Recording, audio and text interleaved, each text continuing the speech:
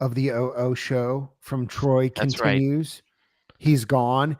Who knows what he's going to come back to. And Matthew Serper.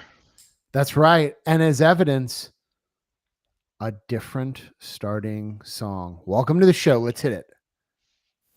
Every morning at 8:45 Eastern, Option Omega's got your back.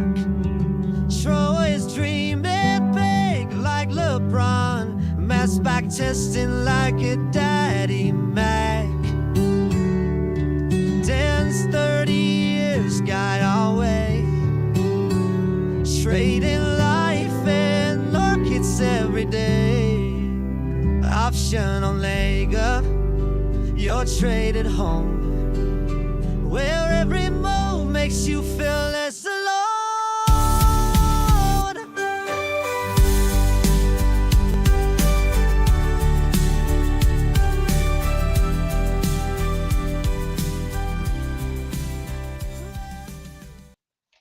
So I have to say this. People may think that there's never a disagreement in the Option Omega camp among the brain trust. And I will say we have a very good working relationship, but a lot of our meetings are virtual. And if had we been in an in-person meeting, would it have come to blows over which intro song to choose? Well, isn't the song the same as the video Maybe. that changed? No, indeed, no. Oh, It is both a how new little I song know. and a video. So today, limited edition, That's right. edition theme song. I don't know if you know, but it was the AI takeover of the old OO show theme song, probably never to be seen again. Happy Friday, everybody. Today is Friday, August 15th. We are in the hottest days of the year. Dog days. The market is hot. Today is OPEX, the market. Let's see. Futures are up 9 points. I believe chat, correct me if I'm wrong. I think we're at all-time highs, or within spitting distance of all-time highs. Chat, is that correct? The VIX is at a paltry 14.5. Oof. That is ugly. That is spicy indeed. So it's the opposite spice. It's more like it's like potatoes, right? Like that's true. Unflavored potatoes. That's what VIX is. That is true. And even more anemic than a 14.5 VIX is a sub 13 VIX 9-day. Yeah. Well, why is that? Let's look at that. Let's think about that for a second. Why is that? Because one, it's a Friday. VIX 9-day is always lower on a Friday because you have the weekend, right? So people are assuming less volatility on the weekend. But then two, I don't see anything next week on like the calendar that looks spicy. You got the FOMC minutes, which it's not the Fed fund rate itself. It's just the minutes. There's some housing stuff, and Powell gives a speech Friday at 10 a.m. at some event. Yeah, and are we at the spot now where President Trump's speeches don't have the impact that they used to? It's a good question. I mean, what do you think? What do you personally? Is there anything that like you're holding your breath on? It feels like everyone's gotten used to like the fact that there's multiple global wars happening right now, or whatever they're called. Conflicts. Can't call them a war anymore. Yes. And that stagflation may or may not be around the corner. The PPI print was hot. People are getting used to tariffs. So it kind of feels like old news on everything. You know what I mean? Like people are just getting used to this is the status quo. Yep. And so I don't know what Trump could, well, famous last words, I don't know. Right. So, that's a crazy question to even say out loud. That is. So next week's calendar is on the agenda. Trump is today. We have core retail sales. We've got Michigan consumer sentiment. I mean, here's the thing. In low retail sales already came out, by the way, and it was as forecast. Market up 5, 6, whatever. I'm saying the forecast was 0.5%, and it was actually 0.5%. So it was what people expected. I don't think the sentiment is the sentiment really worth a darn. Some I of mean, these indicators, I'm here's the like, thing. whatever, man. Or In news. VIX 15, 14, not really. In VIX 25, yes. Yeah. News in higher VIX environments seems to matter more. I think today, yeah, President Trump speaking may be the biggest thing. We have the comment from the chat, Jackson Hole from James next week. Yeah, I mean, that's the end of next week, so it could be interesting by then. So another comment, and good morning to the chat. Question, Matt, have you been DMing me? I just want to confirm it's legit. No, I have No. no idea who you are. This is a good time. internet. This is a good shout Let's out. chop This this is a up. good time. And Yeah. we're not trying to pick on you, but here's the thing. We don't And DM don't be mean, people. Matt. Be nice. We don't I'm always DM telling people. Matt this. Be nice. If you are being DM'd on Discord, which is what I'm inferring, and you can put that in the chat. If it's on Discord, if you look in our general channel, you will see link to 2 different videos. One, how to get on the Discord. Number 2, how to use the Discord. Both of those videos explain that there are fraudsters that will impersonate folks on Discord and spam email and spam message people, try to get you to sign up for a variety of stuff. Here's the thing. That's not us. We don't do that. Rusty and I do option omega. Troy does option omega. We don't have copy trading. We don't have crypto. We don't have a spice mine in Nigeria. We have none of this. Hey, speak for yourself. Yeah. Yeah. So that's not us. It's the internet. If you ever wonder, there's an easy way. You can just email support@optionomega.com. And the support person will email you back and say, no, that's not Matt. And they will verify it for you. So if you're ever in doubt, just do that. But the answer is no, it's not us. So with that being said, yes, the comment from the chat, block those scammers. Actually, yes. not just block them, report them. Report but them. The problem is it's whack-a-mole. Yes. The true answer, Matt, is I wish Discord. Listen, if the CEO Discord's somehow on our channel listening to this video, you've got to get your stuff together. Fix it. Yeah.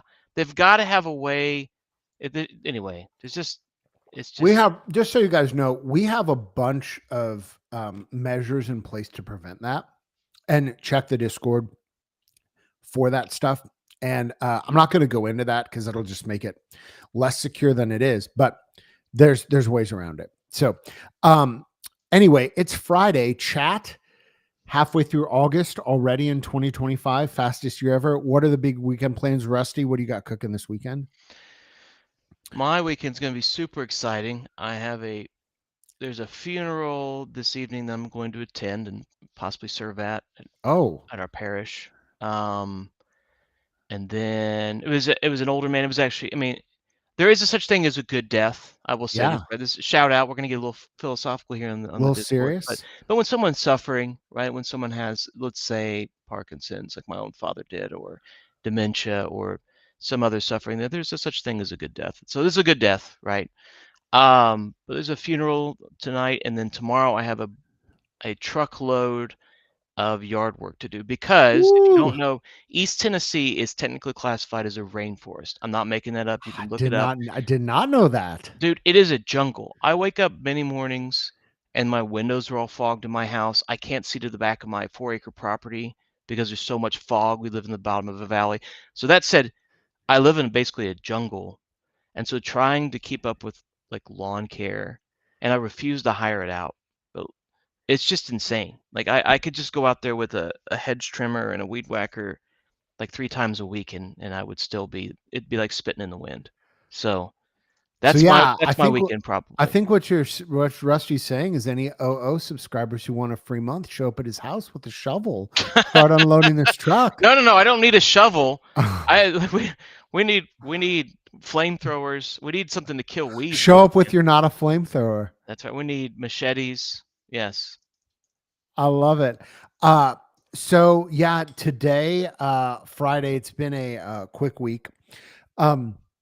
Today's also OPEX. And if folks don't know what OPEX is, it is Tell me more, Matt. Yeah, it's the third Friday of the month, trading day, third Friday of the month. And it's when the monthly SPX options and other options expire.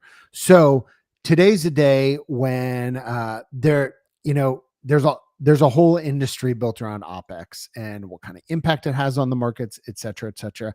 But that is today. So it is the biggest amount of notional value ever that an OPEX has had, because options are super popular. So today there's if you want to jump into the OPEX discussion, you can jump in on Twitter. There is some OPEX chatter on the OO Discord as well. So if that's something you're interested in, of course, check it out. So the market right now, the chat, thank you chat for this. The all-time high from the good origami man tells us that the all-time high was 64.80 on the 12th. And I think that was the day. Was that 3 days ago? That was the day it opened up, and then I think did it dump right away? I can't remember. Anyway, was that this? Yeah, I guess it was this month. I don't remember. Doesn't matter. Here's the deal. We're at 64.69, 64.68, and we're going to open a couple points above that, maybe, depending on what happens during the show, how the market likes to show. So we're going to be real close to that today. And then OPEX, there's a lot of theories that OPEX kind of acts a little bit as a magnet, and that the market maybe moves a little bit more once OPEX is done. That being said, I mean, with all the grumping about vol that we do, yesterday we did still have basically a 30-point range. So that's not crazy for VIX 14. I guess it is kind of low, because now when the market's at 6,400, 6,500, that's about what, 0.5% move if we move 30 points. So a little bit of a muted move yesterday, and that's why VIX just continues down another 2% today. And who knows, VIX 9-day, by the end of the day, VIX 9-day could be what? Single digits? Probably not, but it could I hope not, but it could be. Yeah. Probably not. Right. So there's not much going on, though. I mean, it's a pretty dull day. I think it is. It's pretty calm.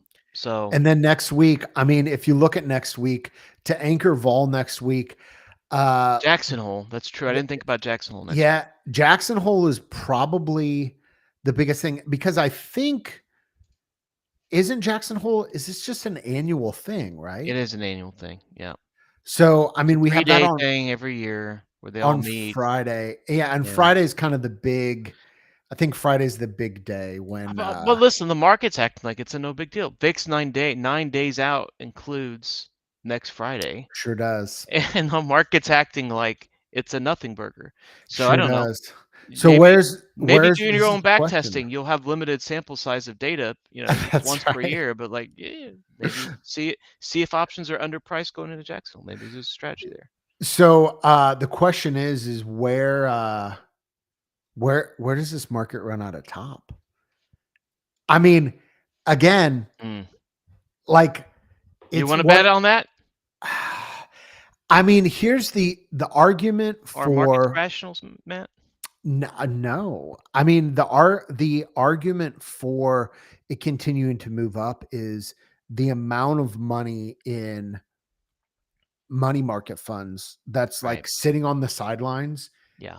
Is also at a ridiculously high number. Yes. And in the end of the year, there's this thing that happens where, what are we year to date? I mean, I'd have to look up what we're up, but we're up year to date, despite being in the sub 5,000 just a couple short months ago.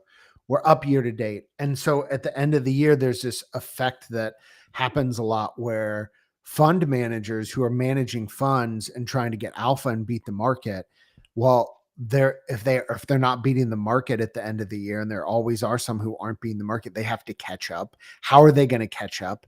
They have to go long. How are they going to catch up going long if the market is long? They use leverage. So the idea is that there's this thought that at the end of the year, in an up year, a lot of times the end of the year finishes even more up because these fund managers who have been playing catch up all year are now levering up using these various levered vehicles that are available to retail, but also institutional, and put even more fuel in on the buy side. And so, I mean, I've jokingly put, is SPX 7,000 the top? I think that might be a little stretched out, but we do on the Discord, we do have an end of year guess. Do you remember what your guess was, Rusty? Oh, mine was low. Did you say 5,500? I think I said 5,500. Now, to my credit, the market hit that. Yes. Everyone thought I was insane, and then Yes. the tariff announcements came out, and then we hit 5,500. So I called it. It wasn't a good end of year call. If there would have been a different betting game, which would have been call the low of the year, I think I would have won or gotten pretty close to winning. Someone might have gotten closer. Yeah, I mean, did we get down to 4,900? We got down below 5,000. We didn't get to 4,900, but we got pretty low. But yeah, it's. I think we got pretty close. Listen, I'll say this: I'm done calling. Calling top is silly. Here's why. Ever since 2008, right? I remember thinking, oh man, there's so many fundamentals about the economy that are just garbage, right? Yeah. There's so much stuff and it just showed, like when Bear Stearns went belly up. There's so many things, how over-leveraged everything was, and the funny money and the Fed and all these systemic risks. But what I realized after that, I remember I started reading a website called Zero Hedge, and he's kind of a doomer. Kind of a doomer, yes. Kind of a market doomer. So I remember thinking, oh, crashes are right around the corner, right? Like, so you can only play that game for so long. That was 17 years ago. And so I don't know. There are people who's like the Peter Schiffs of the world who literally have predicted 27 of the last 2 market declines. Yes. You know, like there's a cottage industry for dooming on the market. That's what I'm saying. And I am generally bearish in my outlook, simply because I feel like there's so much of it. There's just all this fake money and VC money and unicorn companies and AI hype and bubbles. But the whole point is, when everyone's doing it, are you really going to bet against it? So I don't know, man. Well, the other, could we get the 7K end of the year? That'd be spicy. Another 10% up. I think it would be spicy, but listen, if it happens, we're going to look back on August 15th and say, we talked about it then. Yeah. I mean,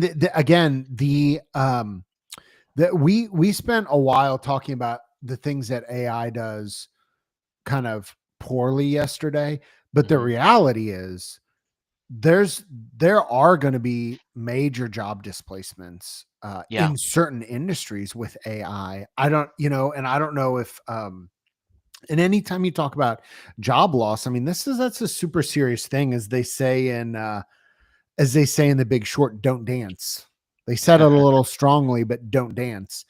And there are industries that especially rely on some of the as we talked about, the autocomplete functions that do it pretty well. If you I'm not going to play the intro again, but here's a spoiler. The robots in the intro, I didn't actually animate those. I didn't actually do that animation. I used AI, and it took about 2 minutes to do them. And so I'm, animating robots is not my job, but there are people whose job it is.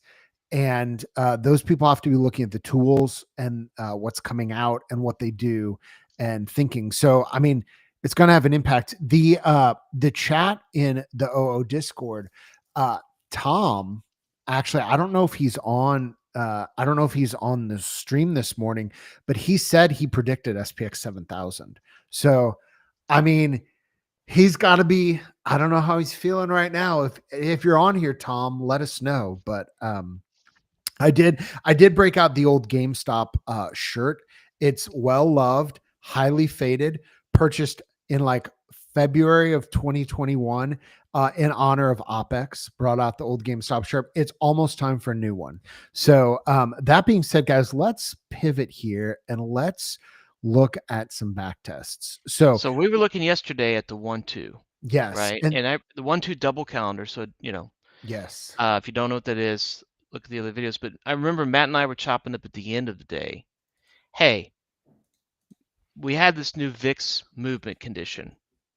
Yes. And so I was just curious. It was just sort of like an idle curiosity, because I will tip my hand and say I've been adding VIX movement conditions to about every to so many trades I have, because it turns out that trading volatility with volatility products like options is a good idea. Yeah. Just gonna say that. Who knew? Who knew? But so the thought was like, well, what about DCs? Does this thing do any better? Rather than just picking some random time in the morning, is there an ideal condition to enter these things?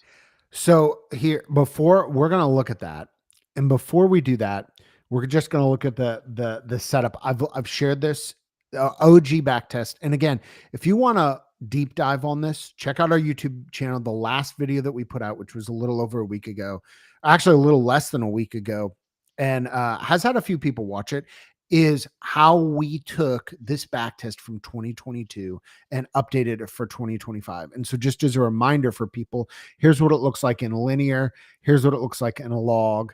And you can see that 2022 was a really, really good time, but it actually hasn't done too shabby since then, having a decent year and has been a winner every year. And just as a reminder on this one, we used a starting capital of 100,000 and 10% portfolio allocation. And yes. Why do we use a percentage allocation rather than a fixed allocation? Well, the idea for this is that you can learn different things from setting up in different ways. And with a 10% portfolio allocation, this will allow you to feel some of the drawdowns. The original backtest actually had a 25% allocation, which was even more. And the reason I changed it from a 10 is that original test had no drawdowns to feel, to speak of. So I changed it back to 10, which is maybe a little more nominal. So there's a back test, and we had a comment yesterday, try a short long exit, and we're going to talk about that first. And so the short long exit, I got a bunch of different versions here that I tested. Here's the short long exit that was suggested. And so let's talk about this, because this is worse. This is worse. And if we go to the trade log, we can look at how many times it exited below. When I say short long exit, I'm actually shortening the short long. It's the short long ratio. So it's the ratio of the shorts to the longs. And you would do this. You would do this because all the juice is out of the shorts. Yes. Right. And you want to get out of the trade before your longs, because you're buying shorts and longs, right? Ultimately, It's still a debit trade. That's right. You want to get out before you get into the danger zone, whereas all the juice is gone from the shorts, and now your longs start to tank, and the whole trade goes underwater because of that. That's right. And so here's what's super interesting about this. In 154 times, it got below that ratio 84 times. And that ratio is 0.08. That was the one that was suggested in the chat. Shout out to the chat. So it had more than half the time. Yeah. And that's kind of a lot. And here's the thing. It's tough to look at this and come to any other conclusion than say that makes it worse. The capture rate's only 5%. So here's the OG. So win percentage goes what, down? So we go from 59.7 to 51. So win percentage goes down a big dip. And look at your averages. Don't look at the capture rate because you're using percentage. That'll so you've got some recent ones. That's true. So averages are 242 and 167. If we go back, so it does have the impact of muting the losers, right? So this is this actually is an interesting conversation. It decreases the losers. What it does more, though, in addition to giving you less winners, it decreases your winners a lot as well. So your average winner goes down to 242 from 327. Your max winner is cut in half too. That's not your max loser. That's a great point. So the max, which tells me that there's more risk on a movement than there is a vol crush. Perhaps. I don't know. On Maybe a, I'm just and here's the thing. This is a 1-2 going into Thursday, which Thursday has some big movement. So we're gonna do me a favor, just for grins. Leave that open. Yep. Go to the short long condition, edit it, and make it half of what it currently is. I like the laws of halves, just to be lazy. Make it 0.04. Okay, well that's running. While that's running, yeah. I'm gonna show this one, which going the other direction with a 0.2, it's even worse. Ooh, that's awful. Yeah. So this is awful. So it's got to be low. Close it. I don't want to look at that. There it is. Okay, so here we go. So this is 0.04. So chat suggested shout out to Denny in the chat. Try short longer for 0.05. Here's 0.04, which is close. It's also worse. Again, it does mute your losers. Although to your point, it doesn't. But it also kind of hurts your average winners down. Yes. And your win percentage is down. Both. Yes. So and your loser weight went from 263 to what? How much? 209. They did decrease, but not as much as your winners decreased in terms. That's right. That's right. In terms of about the same. About the same. So I don't know. There's a pretty big hit. I mean, we can do the math, but it definitely is a more muted. Now, here's the thing. It's still not horrible. Capture rate of almost 7% is not terrible. And this is a slightly punished back test. You know, we've got 10 cents entry and exit, which should be safe. Sure. It still does win most of the time, but here's a couple other things that I played around with. So I'm going to close the short long ratios. I played around with moving both up and down.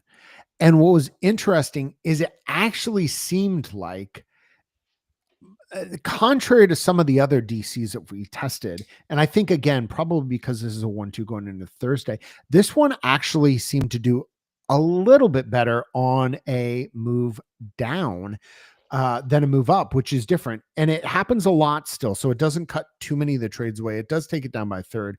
What we should do is this. Well, let's stop for a second. Let's look at it before you do that. So your win percentage went down a little bit. But your average winners increased and your losers decreased. Look at that. A little well, bit. The winner went more than a little bit. Yeah. The max winner went down.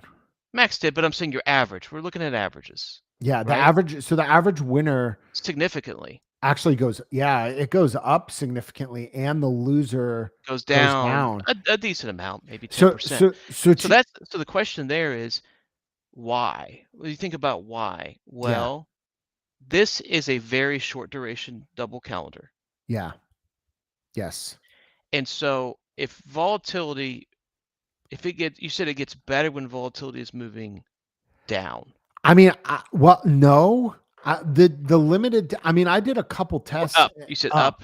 Yeah, okay. Or a move. I mean, I tested both VIX. That one's a move down. I'm looking at the move down. Yes. I tested both a VIX up and a move down, which are like two wrinkles on the same sheet. That's underlying move down. Sorry, my bad. So think about this. You're still at the end of the day with a double calendar. You want the shorts to be somewhat juiced. You want there to be something there. Yeah. And this is such a short duration trade that on a move down, you're probably going to have more juice in the shorter term 0 or 1 day than you would on the 2 day.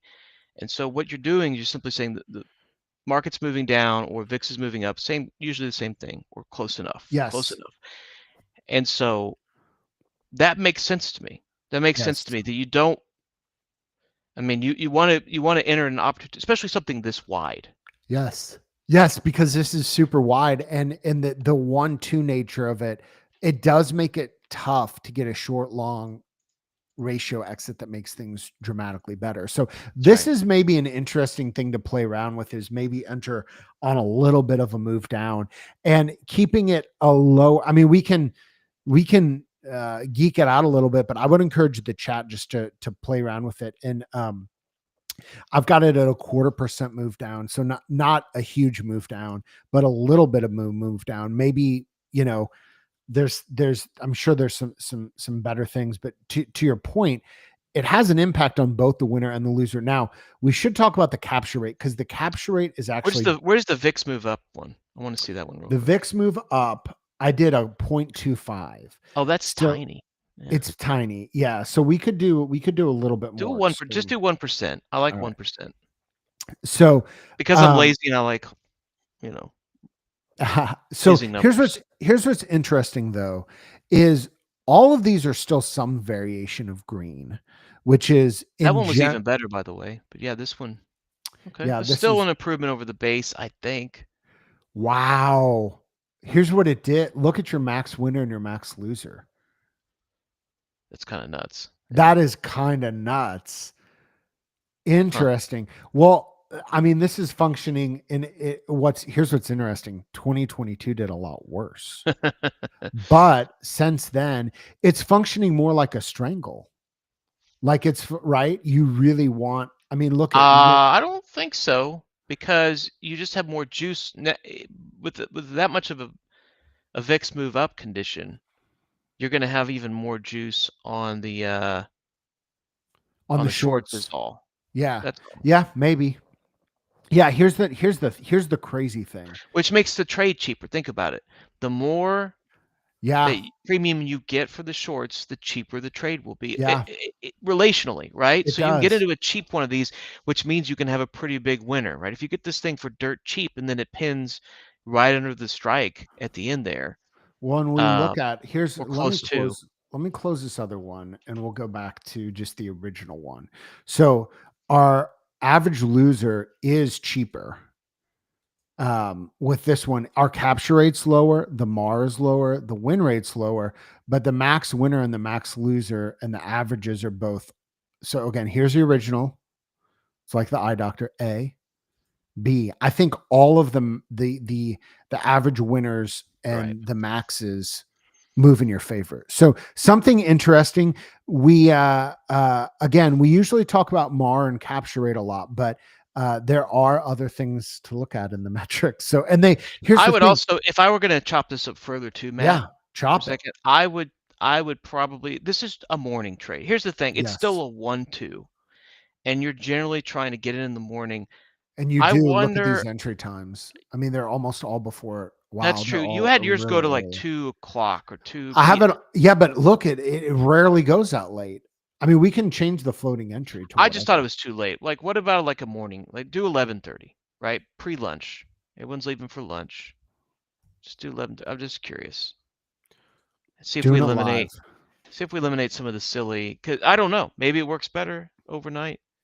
But I like a morning entry on this one, so you have enough time, right? Well, no, I was wrong. Not a huge change. No. Just gave it a little more time. And here's the thing. I still cut it off before power hour. And mind you, the old backtest had it entering right at the end of the day. So anyway, we chopped that one up. Guys, thanks for hanging out with us. We'll be back to a more regularly scheduled the A-team will be back. You will be dealing with Rusty this much. Rusty, shout out to Rusty.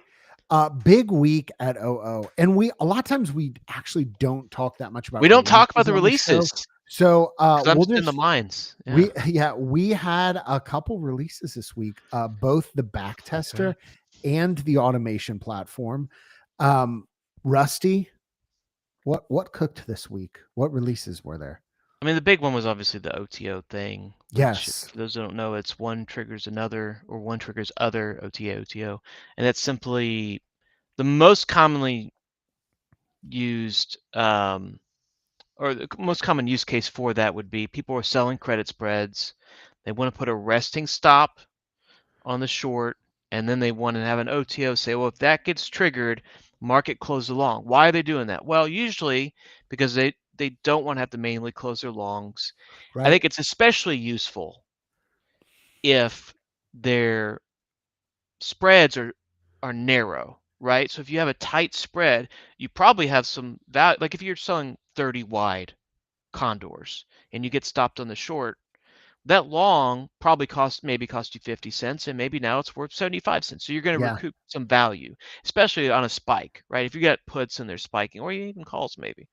And so that's why people wanted that feature. It works in all 3 brokers. We had to short-term disable it on one of our brokers. It's in the release notes simply because they discovered some issues on their end that they're working through. Then I'm sure we'll re-enable it at some point. But you also had some backtesting enhancements. So the some main one quality of on life. that one was just allowing people to look at recent portfolio runs, which I've been using a bunch since I released it. So that's so that you can chop up and say, right, and this is kind of a meta point. If we got a couple of minutes. So for a long time, I would try to optimize every backtest like we've been doing today individually. But if you have a portfolio that you have been trading that's working for you and you're looking to maybe add trades that are uncorrelated, add trades that maybe increase your, annual growth rate, compound annual growth rate without impacting, let's say, the drawdown, which is if you have a long enough timeline, maybe is a good indication that they're not correlated. Well, now you can go into that little recent portfolio button and you can test a bunch of different iterations of your portfolio with different trades thrown in there and see and navigate back and forth and see how they did it without saving them all. So that's kind of the point of that one. And has been mentioned for a while. So we read the comments and we read the cannies. I think the OTO was the most requested thing. I think it was the number one. Yeah. Knocked out a number one hit, but also a deep cut with the recent revisions on the portfolio. So the portfolio was up there too. Those were 2 of the top 10 for sure. Okay. Uploaded things on Canny. Another one, if you guys feature enhancement site. If you want things done, go to Canny. Go to Canny. Vote on it. Side note, if you have any friends who want to check out OO, we're making a big change to the trial this weekend. We're expanding the trial, so it's good for all tickers in 2017. So if you have any friends who want to check out OO, there's an optional free trial on the site. So we've got a couple good questions, guys. We're about out of time. Kuda is doing some stop loss ratio tweaks. I love it. Yeah. And then Chris had a great question, which I actually don't want to cram this in because we could talk about this for a whole. Listen, the answer is I love the idea. There have been users that are smarter than us, right? Because I mean, here's the thing: do we know everything? No, we don't know everything. There have been multiple users, shout out to Wizzy, for example, has talked about this, of perhaps a dynamic sizing. Like you could have 2 tests, make sure they're mutually exclusive. You probably don't want them both to enter, but if you had 2 mutually exclusive tests based on some condition, you could say, oh, this is a good way to enter, but this is the ideal way, and maybe you double your size, if the ideal conditions are hit versus a normal, or maybe it's half size if the less than ideal. However you want to allocate your portfolio is up to you. We don't need to talk about that, but you could certainly, here's the thing, put in the portfolio tool, use the new recent portfolio runs thing to compare and contrast. That's what I do all the time. I think I find a winner, I add it, it actually makes the portfolio worse. That's right. Okay, nah, maybe not, so those are good questions though, Chris. Yeah. So with that being said, we're 5 minutes to the bell. We'll see you guys. Happy Friday. Have a great day, everybody, and be safe.